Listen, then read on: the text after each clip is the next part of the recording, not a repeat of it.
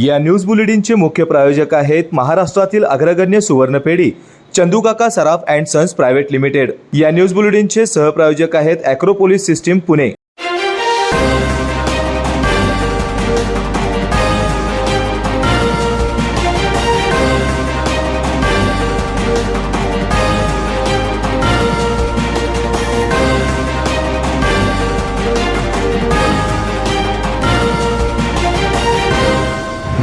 नमस्कार, मी सुरेखा। तारा न्यूजमध्ये आपलं स्वागत। पाहूयात आज दिवसभरातील महत्त्वाच्या घडामोडी। बदलत्या हवामानाचा फटका बसलेल्या शेतकऱ्यांना सध्या शेतमालाच्या कोसळणाऱ्या दराचा सामना करावा लागत आहे।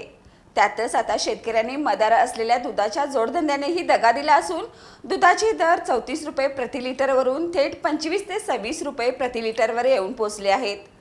अनेक भागात पाणी आणि चारा टंचाई होत असून दूध दरही पडल्याने शेतकऱ्यांची सर्वच बाजूने कोंडी होत असल्याचं चित्र आहे।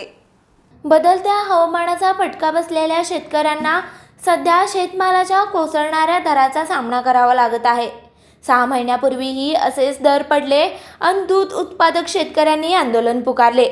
त्यानंतर खासगी दूध संघाच्या दरावर नियंत्रण ठेवण्यासाठी राज्य सरकारने सरकारी अधिकारी, दूध उत्पादक संघाचे सदस्य यांची एक समिती स्थापन करून 34 रुपये दर निश्चित केला होता। पण हाही दर 3 महिन्याच्या वर टिकला नाही। त्यासाठी आंतरराष्ट्रीय बाजारात दूध पावडरीचे दर घसरले हे कारण दिले जात आहे। प्रत्यक्षात भेसळीचे दूध बाजारात येत असून त्याचा फटका प्रामाणिक शेतकऱ्यांना बसत असल्याचा आरोप शेतकरी व शेतकरी नेत्यांनी केला आहे। 7वा वेतन आयोगासह अन्य मागण्यांसाठी केएमटीच्या कर्मचाऱ्यांनी गुरुवारी रात्रीपासून संपाचे हत्यार उपसले आहे। यामुळे शुक्रवारी दिवसभरही केएमटीच्या बस सेवा ठप्प होती असं चित्र पाहायला मिळत आहे। 8 महिन्यांपूर्वी 7वा वेतन आयोगासह अन्य मागण्यांसाठी केएमटी कर्मचाऱ्यांनी संप केला होता। यावेळी मनपा प्रशासनाने महिन्यात 7वा वेतन आयोगाची फाईल मंजुरीसाठी राज्य शासनाकडे पाठवू अशी ग्वाही दिली होती। परंतु 8 महिने झाले तरी फाईल महापालिकेतच धुळाखात पडली आहे। यामुळे आक्रमक झालेल्या केएमटी कर्मचाऱ्यांनी गुरुवारपासून दुपारपासूनच संप पुकारला आहे। यामुळे अचानक बस बंद झाल्याने प्रवाशांचे हाल झाले आहेत। शाळा, महाविद्यालयीन विद्यार्थी, ज्येष्ठ नागरिक, नोकरदार, पर्यटकांचे हाल झाले आहेत। दुसरीकडे रिक्षा व्यावसायिक, वडाप चालकांना मागणी वाढली आहे। शुक्रवारी हीच स्थिती कायम राहिली। बस येणार नसल्याने नेहमी गजबजलेले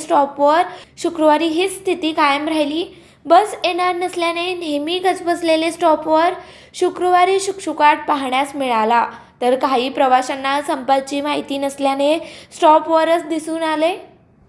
काल अचानकपणे संप पुकारला बसला आणि त्यामुळे आमचे फार तारांबळ उडाली। बसला आम्ही 1 तासभर थांबलो होतो, तरीसुद्धा बस आली नाही। बस आली खरं, ती स्टॉपला न थांबता तशी निघून गेली।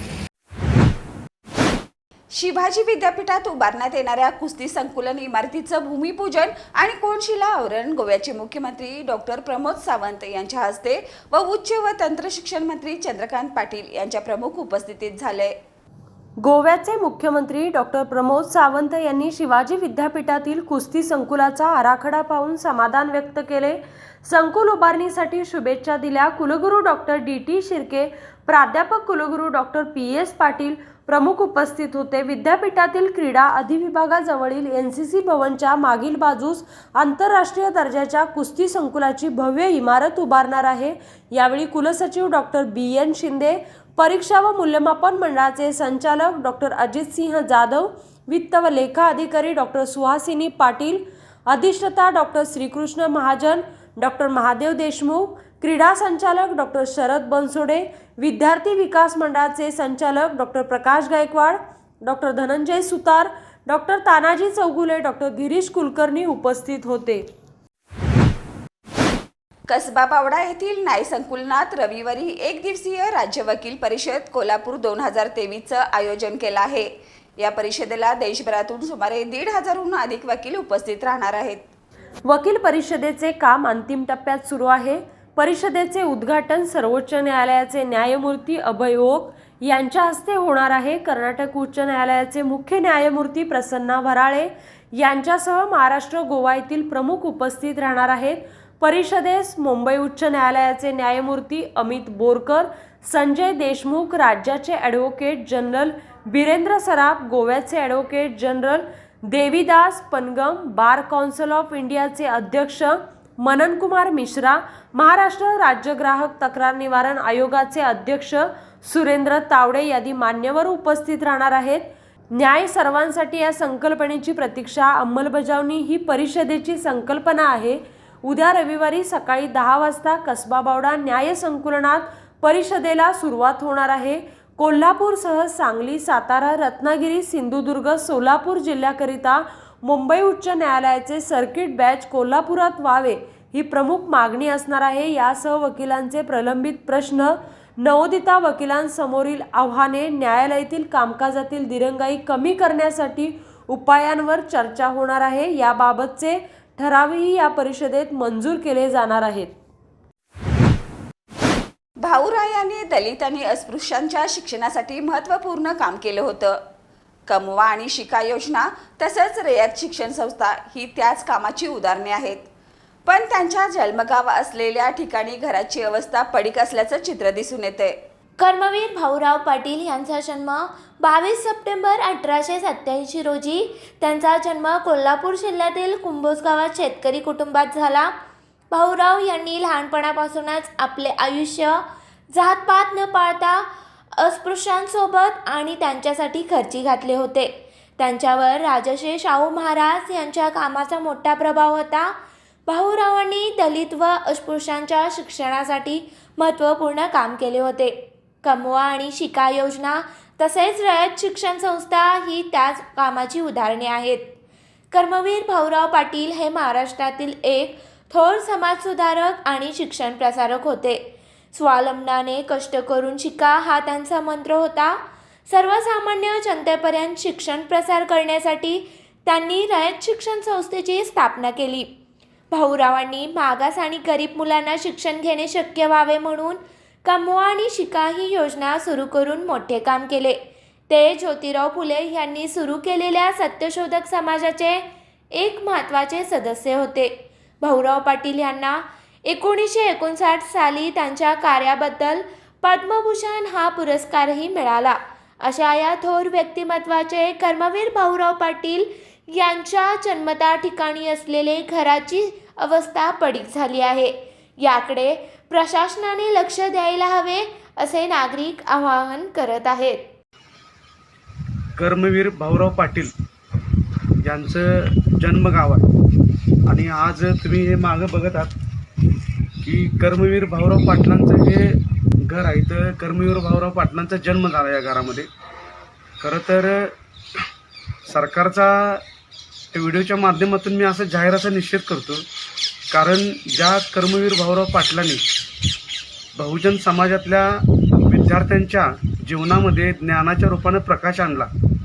आज बहुजन समाजातली मुलं डॉक्टर झाली, इंजिनियर झाली, वकील झाली, प्राध्यापक झाली, शिक्षक झाली, बंगल्यावर बंगले ह्या लोकांचे चढले. त्यांच्या दारात 4 व्हीलर आल्या आणि शिक्षण घेऊन या महाराष्ट्रामध्ये जे लोक आमदार खासदार झाले, ज्यांच्या जीवावरती हे लोक मोठी झालीत, त्या कर्मवीर भाऊराव पाटील यांच्या घराची अवस्था तुम्ही बघू शकता. अत्यंत वाईट वाटली. वेळ झाल्या छोट्याशा ब्रेकची. कुठेही जाऊ नका, पाहत राहा तारा न्यूज. या न्यूज बुलेटिनचे मुख्य प्रायोजक आहेत महाराष्ट्रातील अग्रगण्य सुवर्णपेढी चंदूकाका सराफ अँड सन्स प्रायव्हेट लिमिटेड. या न्यूज बुलेटिनचे सहप्रायोजक आहेत ॲक्रोपोलिस सिस्टीम पुणे. ब्रेक नंतर पुन्हा एकदा आपलं स्वागत. रस्ते आणि खड्डे हे कोल्हापूर शहराचं समीकरणच बनलं आहे. वाहतुकीची कोंडी वाढण्यासह प्रदूषणास हातभार लावणारे हे खड्डे सामाजिक समस्या बनले आहेत. रस्ते वाहतूक आणि महामार्ग मंत्रालयाच्या ताज्या अहवालानुसार देशभरातील प्रमुख 50 शहरात मागील वर्षी 600 अपघात झालेत. यामध्ये 197 जणांचा बळी गेलाय. कोल्हापूरमध्ये रस्त्यांवर खड्ड्यांची शाळाच भरली आहे. असे कोल्हापूरचे रस्ते भासत आहेत. त्यामुळे अपघाताचे प्रमाण वाढले आहे. सर्वात महत्त्वाचे म्हणजे खड्ड्यांमुळे बळी गेल्याची जबाबदारी कोणावरही निश्चित होत नाही किंवा झाली नाही. रस्त्यांची नियमित देखभाल केली आणि पॅचवर्क केले तरी या मृताचा जीव वाचला असता. गतवर्षी 2022मध्ये 76,752 अपघात झाले. यामध्ये 17,089 लोकांचा जीव गेला, तर 69,052 जण जखमी झाले. 50,662 अपघात हे सरळ रस्त्यावर झाले असून यामध्ये तब्बल 11,373 लोकांचा जीव गेला, तर 45,342 जखमी झाले. रस्ते वाहतूक मंत्रालयाने 10 लाखापेक्षा अधिक लोकसंख्या असलेल्या देशभरातील 50 शहरातील खड्ड्यांमुळे अपघात झाल्याचा पाहणी अहवाल प्रसिद्ध केलाय. या 50 शहरामधील रस्ते अपघात आणि घटनांचे प्रकार हायलाईट केले आहेत. देशातील 4 प्रमुख महानगरांसोबतच NCRमधील दिल्ली, मुंबई, कोलकाता, बंगळुरू, गाझियाबाद आणि फरीदाबादचा समावेश केला आहे. विविध राज्यांची मोठी शहरे आहेत. देशात रस्त्यांचे जाळे विणले जात आहे.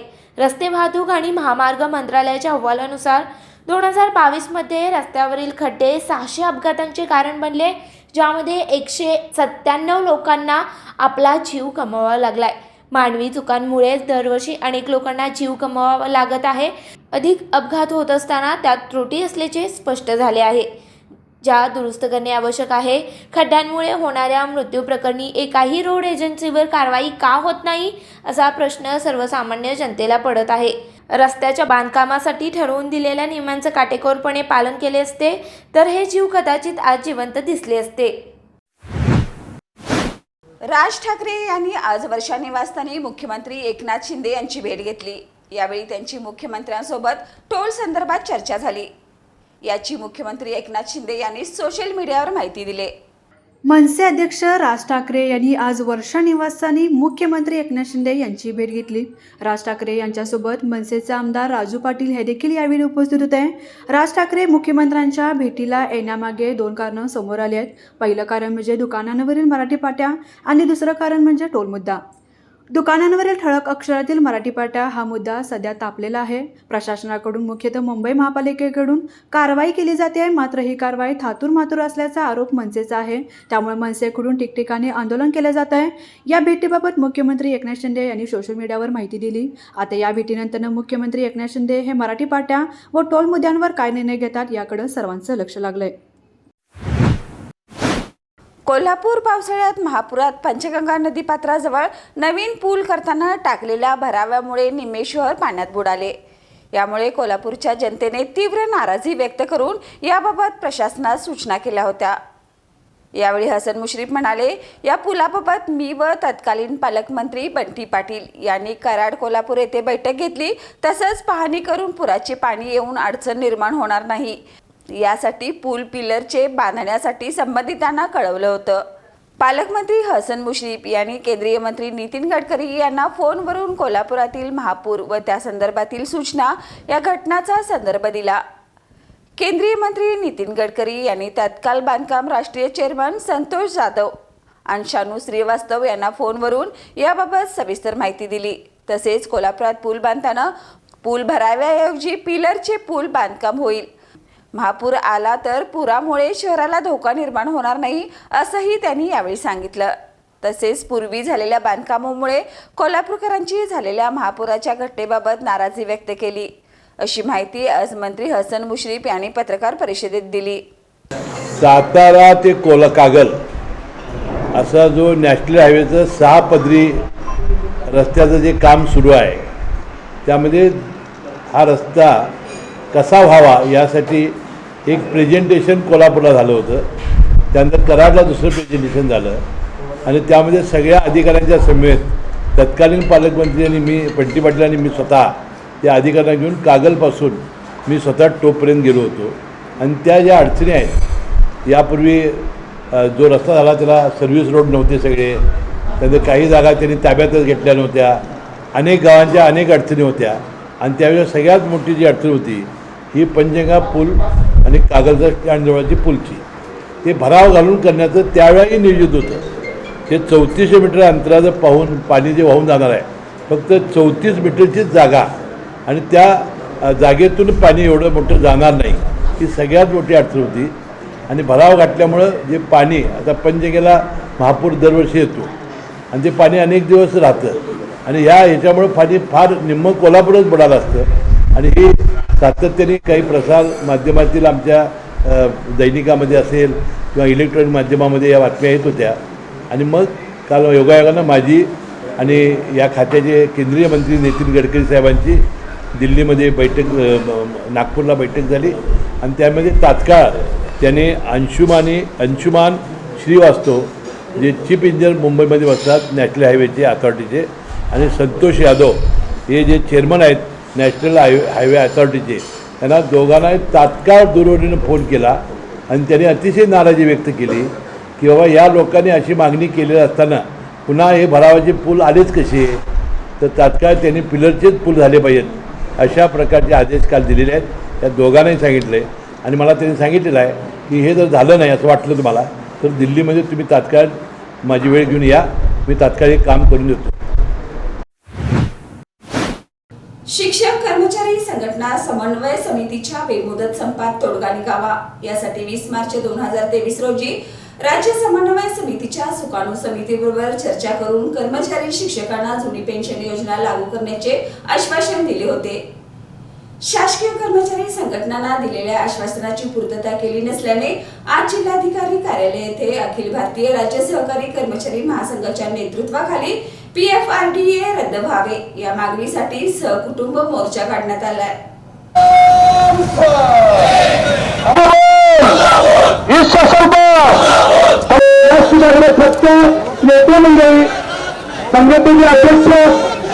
नाही, याच्यामध्ये जर बघितलं तर गेल्यावेळी जो मोर्चा काढला गेला राज्यभर त्या ठिकाणी आंदोलन केलं होतं आणि या आंदोलनाची त्या ठिकाणी दखल घेऊन सरकारनं लेखी आश्वासन दिलं होतं या समन्वय समितीला आणि त्या ठिकाणी त्यांनी तारीख दिली होती की या तारखेपर्यंत आम्ही हा पेन्शन तुम्हाला लागू करू, परंतु त्याबाबत कुठल्याही प्रकारची हालचाल नाही. कारण कोल्हापूरमध्ये पहिला मोर्चा झाल्यानंतर राज्यभर मोर्चे चालू झाले, समिती नेमली गेली, परंतु समितीनं कुठल्याही प्रकारची कारवाई केली, काय केलं याचा काही त्या ठिकाणी म्हणजे माहिती देण्यास टाळाटाळ केली जाते. अद्यापही त्या समितीकडून सरकारकडे अहवाल जमा झाला आहे किंवा नाही याची साशंकता आहे. त्यामुळे शासन नुसतं त्या ठिकाणी आश्वासन देऊन ते आमची फसवणूक करत आहे. त्यामुळे कुठल्याही परिस्थितीत आता शासनाच्या या आश्वासनाला आम्ही बळी पडणार नाही. आज रस्त्यावरची लढाई असेल, सभागृहातली लढाई असेल, ही ठामपणे त्या ठिकाणी मांडली जाणार आहे. आज देखील या ठिकाणी जर बघितलं तर आमचे नेते बंटी पाटील साहेब